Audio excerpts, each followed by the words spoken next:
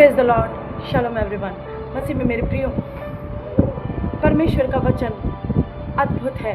मैं कहना चाहती हूँ, आज आपसे शेयर करना चाहती हूँ, इथोपिया का जो खजांची था, अधिकारी था, उस रानी का, इथोपिया की जो रानी थी कंदाके, उसका जो खजांची था, अधिकारी था, वह क्या किया पता है?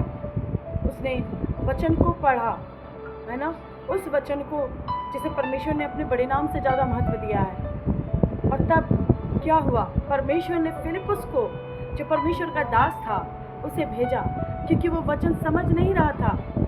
पर वो वचन की ओर परमेश्वर की दृष्टि थी कि वो मेरा वचन पढ़ रहा है, कौन खोजे, लेकिन वो समझ नहीं रहा है। तो परमेश्वर ने उसके लिए प्रबंध किया और अपने प्रेरित को भेजा। हालेलुया!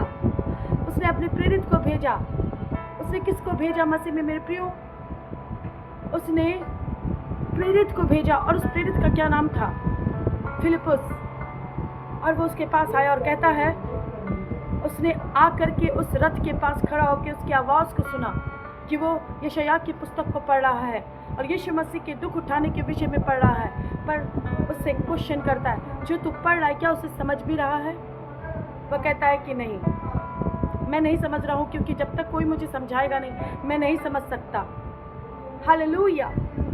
मैं नहीं समझ सकता। लेकिन मेरे परमेश्वर के लोगों, मैं आपको बता देती हूँ, अगर आप वचन नहीं समझ रहे हैं और आप पढ़ रहे हैं, आपकी इच्छा है, आपके अंदर भूख है, आपके अंदर प्यास है, परमेश्वर आपके लिए प्रेरितों को भेजेगा, अपने सेवकों को भेजेगा, अपने चरवाहों को भेजेगा और आप तृप्त किए जाएंगे। सो गॉड ब्लेस यू ऑल।